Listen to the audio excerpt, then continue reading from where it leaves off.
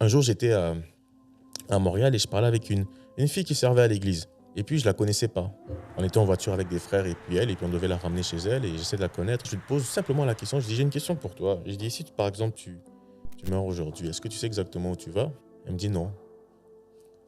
Je dis, ok. Et d'après toi, qu'est-ce qu'il faudrait que tu fasses pour aller au ciel? C'est là qu'elle me dit, bon, il faut que j'arrête certaines choses et puis il faut que je mette ma vie, en ordre, quoi. Mais je lui fais comprendre que non, en fait. On n'est pas sauvé par une vie de piété.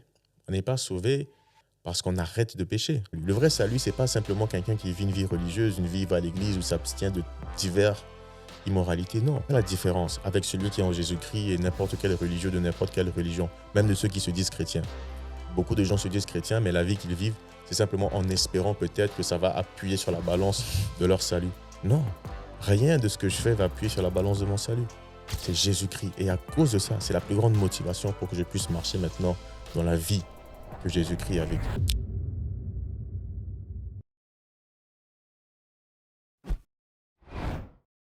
Bonjour à toutes et à tous, bienvenue à notre nouvelle émission, Le choix d'une vie. Et durant nos émissions, nous allons aborder des thèmes qui paraissent compliqués, mais de façon simple. Et notre thème du jour, c'est la nouvelle naissance. Et pour cela, nous avons un invitant, la personne de Jean-Claude Mendes. Bonjour Jean-Claude. Bonjour Joe, what's up? Ça va et toi? Ça va, ça va. Alors, comme tu le sais, notre thème de base, c'est la nouvelle naissance. Mhm. Et pour toi, c'est quoi la nouvelle naissance concrètement? La nouvelle naissance, euh, c'est une expression que Jésus utilise avec Nicodème dans l'évangile selon Jean à partir du chapitre 3. Il y a cet homme, ce curieux pharisien qui est intrigué par ce personnage, ce Jésus de Nazareth, qui va de lieu en lieu, qui fait du bien, qui délivre tous ceux qui sont sous l'empire du diable. Mais lui, il est fasciné par cette personne et il désire ardemment le rencontrer, chose qu'il fait. Et lorsqu'il va rencontrer Jésus, il lui fait un peu cet éloge. Nous savons que tu es un docteur venu de Dieu parce que personne ne peut faire les miracles que tu fais à moins que Dieu ne soit avec lui. Et c'est là que Jésus va lui révéler ce mystère. Il va lui dire, en vérité, je te le dis. Il commence comme ça. À moins qu'un homme ne naisse de nouveau, il ne peut voir le royaume des cieux. Oh, Nicodème, il est... Mais attends, une chose qu'il n'a jamais entendue auparavant. Mais qu'est-ce que cela veut dire? Il dit, est-ce que je dois retourner dans le ventre de ma mère et ressortir une deuxième fois? Jésus dit non. Ce qui est né de la chair est de la chair, mais ce qui est né d'esprit est esprit. Donc il parle de quelque chose de complètement différent, une nouvelle naissance complètement spirituelle. C'est là qu'il va lui donner cet exemple. Il va dire, observe le vent. On ne sait d'où il vient et on ne sait où il va, mais on en entend le bruit. Et il en est de même de tous ceux qui sont nés de l'esprit. C'est-à-dire que le vent, on ne le voit pas, on ne le, on ne le touche pas. On ne sait pas d'où il vient, on ne sait pas où il va, mais on en entend le bruit. Ça veut dire que ceux qui sont nés de l'esprit, ceux qui sont nés de nouveau, c'est pas quelque chose qu'on va voir directement. C'est pas quelque chose qu'on va sentir, qu'on va. Ce que je veux dire, c'est que je m'habillerai probablement de la même façon. J'aurai la même couleur de peau. Mon visage ne changera pas. Ça ne va pas influencer mon apparence physique. Il dit, mais quoi? Mais il dit, par rapport au vent, on en entend le bruit. Ça veut dire que ceux qui sont nés de l'esprit, même si tu ne le vois pas physiquement, il dit, mais tu vas sentir les effets dans sa vie. Wow. Tu vas voir une évidence dans sa vie de tous les jours qu'il est né de nouveau. Mm. Même si Jésus utilise le terme naître de nouveau pour la première fois avec Nicodème, mais c'est quelque chose qu'on voit d'abord dans les Écritures, quand tu lis Ézéchiel. Lorsque Dieu va dire au travers d'Ézéchiel, il va dire, je prendrai maintenant leur cœur de pierre, j'ôterai de leur corps le cœur de pierre et je leur donnerai un cœur de chair. Je leur donnerai un cœur nouveau. C'est ça la nouvelle naissance. La nouvelle naissance, c'est cette transformation du cœur d'un homme en le régénérant et en faisant de lui une nouvelle créature. Wow. C'est ce qui arrive quand on s'accroche à Jésus-Christ. Ah, c'est magnifique. Et là, Nicodème va dire, mais comment cela peut-il se faire? Comment est-ce qu'un homme peut réellement naître de nouveau? En d'autres mots, comment est-ce que son cœur peut être transformé? Comment est-ce que son cœur peut être changé? Et là, Jésus va donner cette image qu'on trouve dans le livre de Nombres, dans l'Ancien Testament. Il va dire, de même que Moïse éleva le serpent dans le désert, il faut de même que le Fils de l'homme soit élevé, afin que quiconque croit en lui ait la vie éternelle. Ça veut dire quoi? Ça veut dire que dans le désert, les Israélites avaient murmuré contre Dieu, comme d'habitude, et Dieu va envoyer maintenant des serpents venimeux pour les mordre. Et puis il va maintenant dire à Moïse ceci, il va dire, va maintenant fabriquer un serpent de bronze, d'airain, et va maintenant le suspendre au milieu du désert, et ceux qui vont regarder à ce serpent d'airain qui va être un synonyme de péché, synonyme de mal, de désobéissance et de rébellion, ceux qui vont regarder au serpent d'airain, ceux-là vont vivre. Ceux qui ne regarderont pas vont mourir. Et Jésus va dire, de la même manière que Moïse éleva le serpent dans les déserts, il faut que moi-même maintenant je sois élevé.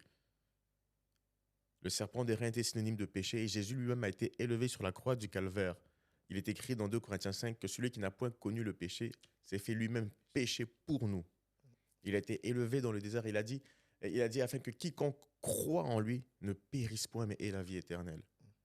Donc comment naître de nouveau? Il faut regarder à Jésus-Christ, qui est le sacrifice, la victime expiatoire pour nos offenses à nous, afin que nous puissions avoir la vie éternelle, le pardon de nos offenses. Et non seulement le pardon de nos offenses, mais également la transformation nécessaire dont nous avons besoin afin de marcher en nouveauté de vie.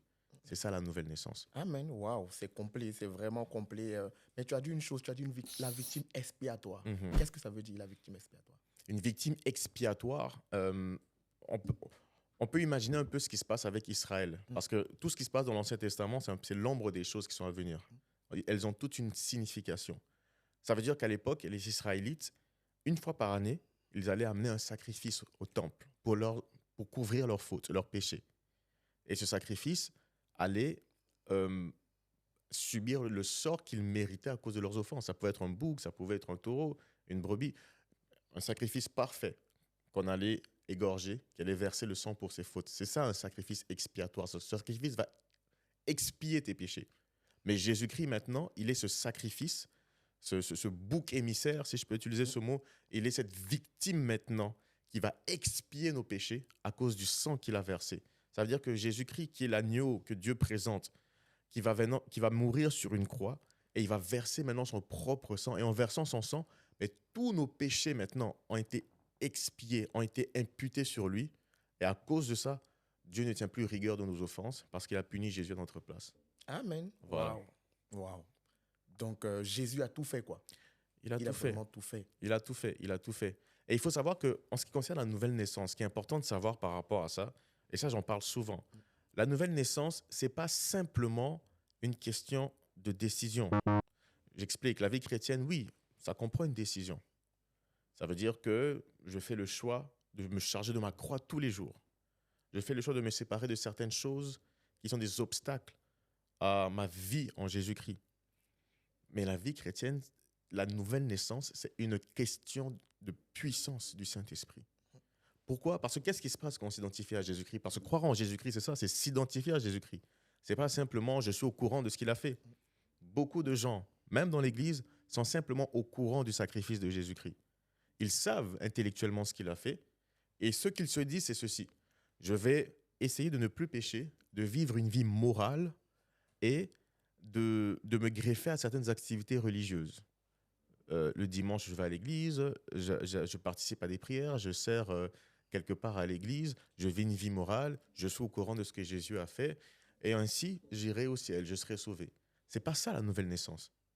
La nouvelle naissance, ce n'est pas se greffer une vie morale, une vie religieuse et essayer de bien vivre. Non, ce n'est pas du tout ça. Lorsque Jésus-Christ est mort à la croix, parce que s'identifier à Jésus-Christ, croire en Jésus-Christ, c'est s'identifier à lui. S'identifier à lui, c'est s'identifier à chaque aspect de son œuvre, à sa crucifixion, à son ensevelissement et à sa résurrection.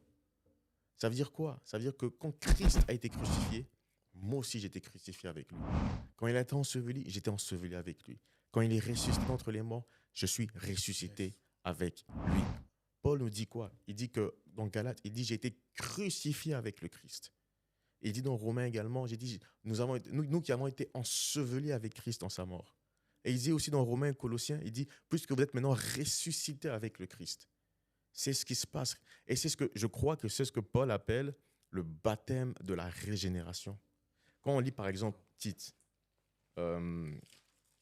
Tite chapitre 3, un passage très important. Il va dire ceci.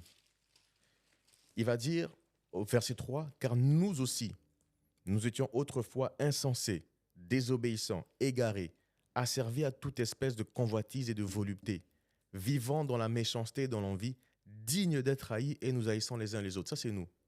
Mais lorsque la bonté de Dieu, notre Sauveur, et son amour pour les hommes ont été manifestés, il nous a sauvés. Comment est-ce qu'il nous a sauvés? D'abord, non à cause des œuvres de justice que nous aurions faites. Donc, ce n'est pas à cause des bonnes choses qu'on a faites, non. Mais selon sa miséricorde. Et comment? Il nous a sauvés par le baptême de la régénération et le renouvellement du Saint-Esprit. Être immergé avec Jésus-Christ. Quand il dit vous êtes baptisés en Jésus-Christ, ce n'est pas le baptême d'eau qui va nous sauver, mais c'est le baptême en Jésus-Christ. Amen. Le baptême intérieur, lorsqu'on est crucifié avec lui, enseveli avec lui et ressuscité avec lui, afin qu'au travers de ça, on puisse désormais marcher en nouveauté de vie. C'est-à-dire que l'objectif primordial de quelqu'un qui est vraiment né de l'Esprit, c'est de ressembler à Jésus-Christ. Cette vie nouvelle, c'est cette vie où nous marchons et nous courons constamment dans cette carrière qui nous est ouverte, ayant nos regards sur Jésus-Christ, et nous courons maintenant vers sa ressemblance à lui. C'est ça notre objectif, c'est Jésus-Christ. Amen. On ne vit pas une vie religieuse pour essayer de gagner des faveurs et essayer d'avoir un jour la vie éternelle parce que j'ai prié, j'ai jeûné, j'ai fait toutes ces choses. Jamais. Cette vie que nous vivons, nous la vivons par la foi en Jésus-Christ, mais notre objectif, c'est Jésus-Christ. Amen. C'est lui notre objectif. Un jour, j'étais à Montréal et je parlais avec une fille qui servait à l'église. Elle servait à l'église dans un département. Et puis, je ne la connaissais pas. On était en voiture avec des frères et puis on devait la ramener chez elle. Et j'essaie de la connaître. Je lui pose la question, comment est-ce qu'elle s'appelle? Elle me dit, je m'appelle. Elle me donne son nom. Après, je lui pose simplement la question. Je dis, j'ai une question pour toi. Je dis, si par exemple, tu meurs aujourd'hui, est-ce que tu sais exactement où tu vas? Elle me dit non. Je dis, OK. Et d'après toi, qu'est-ce qu'il faudrait que tu fasses pour aller au ciel? C'est là qu'elle me dit, bon, il faut que j'arrête certaines choses et puis il faut que je mette ma vie en ordre, quoi. Souvent, on oublie que l'évangile que nous annonçons, nous devons d'abord l'annoncer dans l'église, même si on doit également l'annoncer dehors. Yes. Mais je lui fais comprendre que non, en fait. On n'est pas sauvé par une vie de piété. On n'est pas sauvé parce qu'on arrête de pécher. On arrêtera de pécher le jour où on sera sauvé, c'est vrai, mais ce n'est pas par nos efforts d'essayer d'avoir une vie morale, non. Là, on est en train de mettre à côté le but primordial de l'évangile. On est sauvé comment? En croyant en Jésus-Christ. Quand on lit le livre d'Actes des Apôtres, combien de fois, qu'est-ce qu'ils disent? Le geôlier de Philippe, qu'est-ce que je dois faire après être sauvé? Il dit, crois en Jésus-Christ. Croyez en Jésus-Christ. Jésus, combien de fois, il dit, croyez en moi, afin que quiconque croit en moi, afin que quiconque croit en lui. N'est-il pas écrit dans Éphésiens que c'est par la grâce que vous êtes sauvés, par le moyen de quoi? De la foi. Croyez. Et cette croyance, les gens croient que croire, c'est juste savoir. C'est pas ça. C'est pas être au courant de ce qui s'est passé. Exactement. La foi en Jésus-Christ, c'est s'identifier à Jésus-Christ. Yes. Lorsqu'on sait réellement qu'il est mort pour un pécheur comme moi, qu'il a pris mes offenses à moi, ça va être la plus grande motivation pour marcher en nouveauté de vie. La plus grande motivation de savoir que le parfait, le Fils de Dieu, le Prince de paix, celui-là qui a vécu une vie parfaite, celui qui est rempli d'amour, de compassion, de grâce, de vérité, est mort pour un coupable comme moi, qui mérite la croix, qui mérite le jugement. Mais lui, il a accepté volontiers de se sacrifier pour moi. Et moi, maintenant, à l'égard de cela, quelle va être ma réponse? De vivre comme je vivais avant? Je ne peux pas. Quand cela arrive, ma motivation maintenant devient quoi? Ça devient ce que Jésus a fait. Et à cause de ça, maintenant, je dis non. À cause de ça, je ne peux plus vivre comme avant. Je dois maintenant marcher digne de la vie que lui-même il a vécue. C'est ça le vrai salut. Le vrai salut, ce n'est pas simplement quelqu'un qui vit une vie religieuse, une vie va à l'église ou s'abstient de diverses immoralités. Non. C'est quelqu'un qui, oui, il va s'abstenir de ces choses. Mais il va s'abstenir de ces choses. Pourquoi? C'est à cause de Jésus-Christ. C'est la différence avec celui qui est en Jésus-Christ et n'importe quel religieux de n'importe quelle religion, même de ceux qui se disent chrétiens. Beaucoup de gens se disent chrétiens, mais la vie qu'ils vivent, c'est simplement en espérant peut-être que ça va appuyer sur la balance de leur salut. Non, rien de ce que je fais va appuyer sur la balance de mon salut. C'est Jésus-Christ. Et à cause de ça, c'est la plus grande motivation pour que je puisse marcher maintenant dans la vie que Jésus-Christ a vécue. Amen, amen. Yes, ce que tu dis est tellement important et tellement profond. Mais il y a quelqu'un, je sais, qui nous regarde, qui se dit, mais ok, j'ai entendu toutes ces choses. Ah, mais moi, je ne suis pas prêt. Peut-être demain, après-demain, tu vois. Moi, à une époque, je me suis dit, on disait, je partais à l'église Mhm. depuis petit, je partais tout le temps à l'église. Et puis on me dit, ouais, tu dois faire ci, tu dois. Je dis, attends, je n'ai pas encore terminé avec ma vie, j'ai des choses à faire, etc. Et à chaque fois, je remettais à demain. Toi, qu'est-ce qui t'a poussé à dire, non, c'est pas demain, c'est maintenant ou jamais? Je crois que c'est le Seigneur lui-même qui m'a poussé. Il est écrit, si vous entendez sa voix aujourd'hui, si vous entendez sa voix, n'endurcissez pas vos cœurs. Le Seigneur dit lui-même, il a dit que mes brebis entendent ma voix. Il dit, elles l'écoutent et elles me suivent. Il dit, je les connais et je les appelle par leur nom. Lorsque quelqu'un entend la voix du bon berger, il ne peut pas se détourner et faire comme si il n'avait pas parlé et faire comme si sa parole n'avait aucune valeur. Il ne peut pas. La chose qui m'a réellement... Parce que moi aussi, j'ai grandi à l'église. J'allais à l'église, je connaissais ces choses. J'entendais des fois... je savais que Christ était mort à la croix, mais je n'avais jamais vraiment compris cette signification. On ne m'avait pas vraiment expliqué. Mais un jour, j'ai entendu la voix du berger. C'est quand j'ai lu la vie de Jésus-Christ. Ça m'a interpellé comme jamais auparavant. Et depuis lors, ma vie était complètement différente. Ce qui m'a poussé à ne pas remettre à demain ou quoi que ce soit, c'est le Seigneur lui-même, c'est sa vie, c'est son appel, c'est son œuvre à la croix du Calvaire. J'ai été convaincu. La conviction, c'est ce qui pousse quelqu'un à s'attacher à Jésus-Christ. Et cette conviction, c'est ce qui vient du cœur. Cette conviction est causée par le Saint-Esprit. Son ministère, c'est de convaincre le monde en ce qui concerne le péché, la justice et le jugement. J'ai été convaincu à l'intérieur et je ne pouvais pas, j'étais troublé. Je ne pouvais pas vivre comme avant, être confortable, sachant que Jésus-Christ, avec la révélation que j'avais de Jésus-Christ, je ne pouvais plus. Les gens ont besoin d'une plus grande révélation de Jésus-Christ. Les gens n'ont pas besoin d'une grande révélation de eux-mêmes, de ce qu'ils sont capables de faire. Non, ils ont besoin d'une plus grande révélation de ce que Jésus-Christ a accompli une fois pour toutes à la croix. Amen. Il n'y a rien de plus grand que ce que le monde ait connu. Jamais. C'est le plus grand événement de l'histoire de l'humanité. C'est l'épicentre même de toute la création et de l'histoire même. Dieu a créé toutes choses au travers de son Fils. Et pour lui, le but de toute la création, on se demande souvent c'est pourquoi est-ce que Dieu a créé ces choses, pourquoi est-ce qu'il a laissé toutes ces choses arriver. La réponse, elle est en vrai, elle est simple. Il dit pour Jésus-Christ. Yes. Tout a été fait en lui et pour lui. C'est pour lui que ces choses ont été faites. C'est pour qu'il puisse être glorifié de cette façon, afin qu'il puisse se racheter un peuple de cette façon. Les gens ont besoin d'une grande révélation de Jésus-Christ. Et nous, prédicateurs, on a besoin de crier après le Seigneur pour sa puissance, afin de révéler Jésus-Christ comme il doit être révélé, afin que les gens puissent réellement le voir ainsi. Yes. La vie chrétienne commence en regardant vers Jésus-Christ, elle se poursuit en regardant à Jésus-Christ, et elle s'achève avec nos regards orientés vers Jésus-Christ. Yes. On est transformé comment? Lorsqu'on contemple Jésus-Christ. C'est ça, en fait. Ce qui va pousser réellement quelqu'un aujourd'hui à renoncer à ses anciennes voies, c'est une plus grande révélation de la personne de Jésus-Christ et de son œuvre. Et je garantis que le Saint-Esprit va opérer un miracle dans la vie de cette personne. Amen. En le convainquant maintenant, à cause du message de l'Évangile et de Jésus-Christ, en le convainquant maintenant en ce qui concerne le péché, la justice et le jugement à venir. Amen. Amen. Et là, tu as parlé de la conviction, etc. Mais quelqu'un se dit, OK, maintenant que peut-être si j'accepte le Seigneur réellement, si je crois en tout ce que vous dites, mais si je l'accepte, qu'est-ce qui se passe concrètement pour moi demain? C'est-à-dire, si je meurs là, qu'est-ce qui se passe concrètement? D'abord, si quelqu'un est en Jésus-Christ, il faut savoir une chose, c'est qu'il est une nouvelle créature. On en a parlé de cette nouvelle naissance. Les choses anciennes sont passées. Voici maintenant toutes choses sans exception, sont devenues nouvelles. Cette personne aura un cœur régénéré. Cette personne aura l'intelligence renouvelée. Cette personne n'aura plus la même vision, va voir les choses différemment. Et elle aura ce qu'on appelle maintenant l'assurance du salut.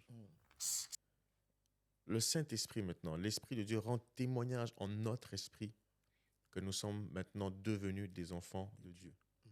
Jésus a dit, celui qui croit en moi vivra quand même il serait mort. Il y a quelque chose dans la vie du véritable enfant de Dieu, cette espérance que nous avons qui est innée, qui ne s'enseigne pas. Quelqu'un qui est né de nouveau à l'âge de 10 ans ou à 50 ans, c'est la même chose.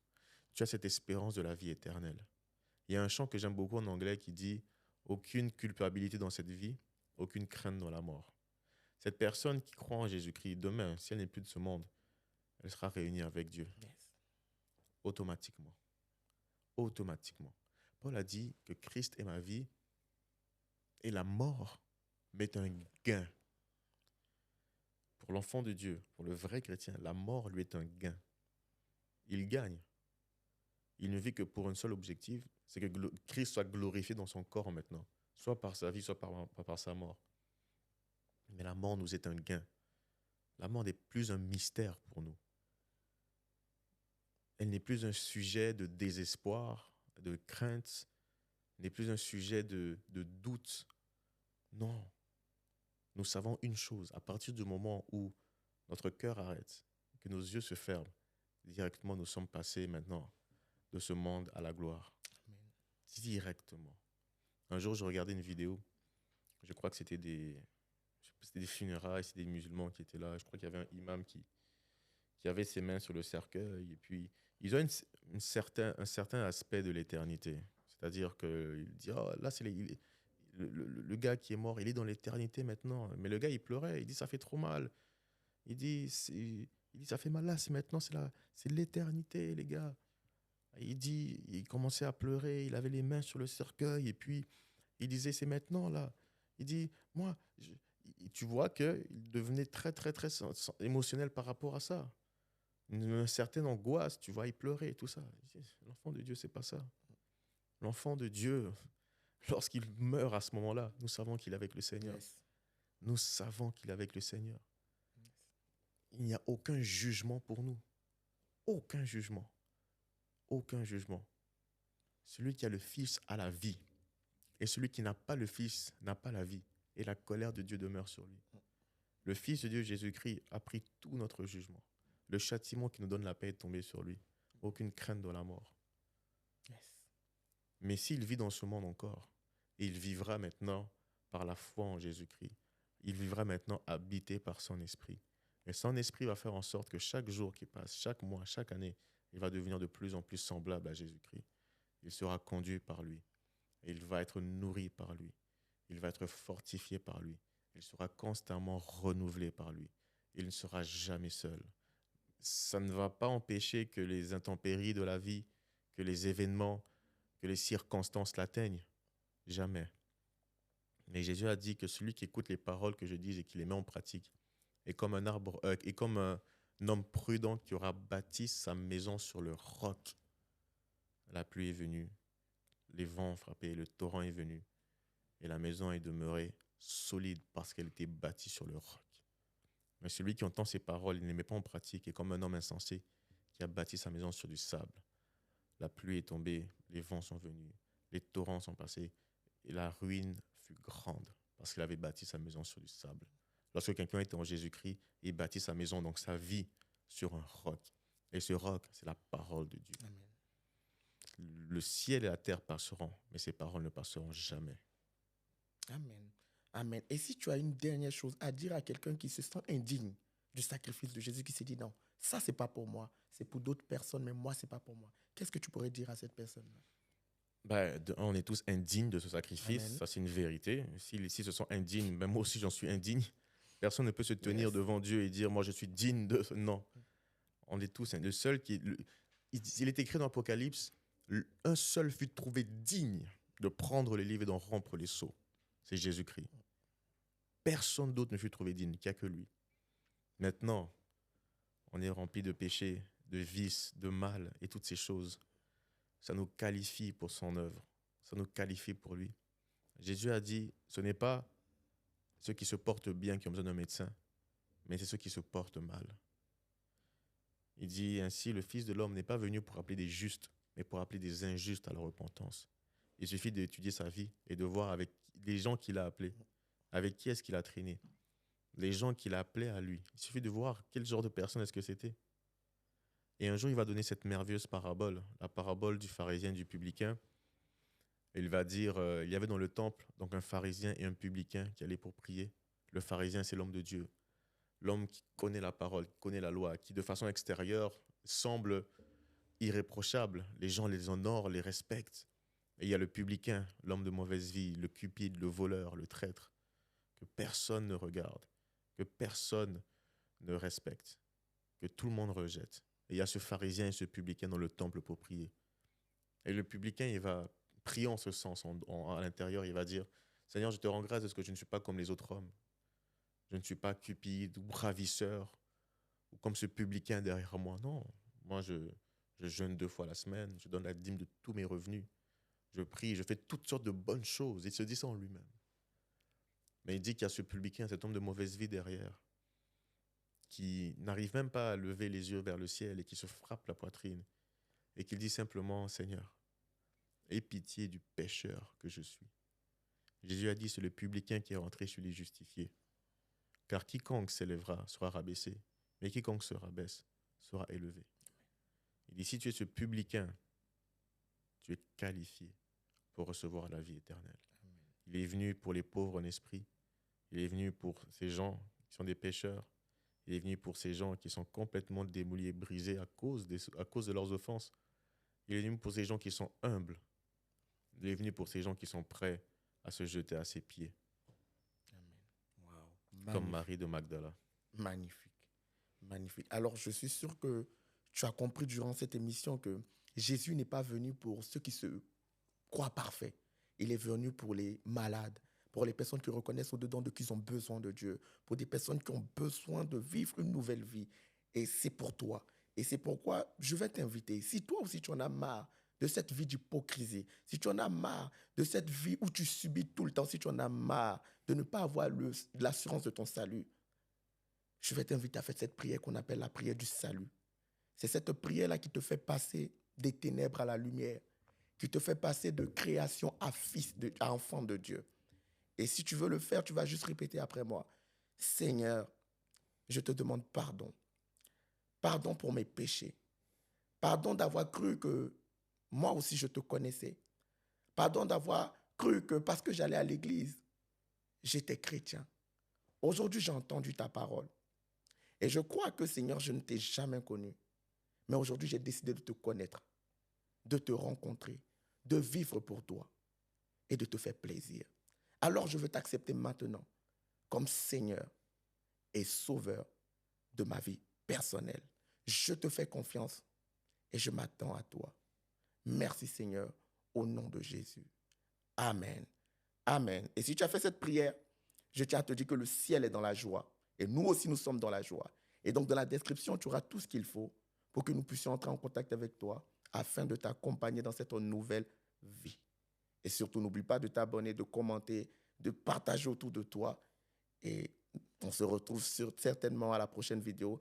Et en tout cas, Jean-Claude, merci beaucoup, franchement. C'était magnifique, très profond et j'ai beaucoup aimé. Je sais qu'il y a plus d'une personne qui sera bénie. Thanks to you, Joe. Merci beaucoup de m'avoir invité. En tout cas, que Dieu te bénisse.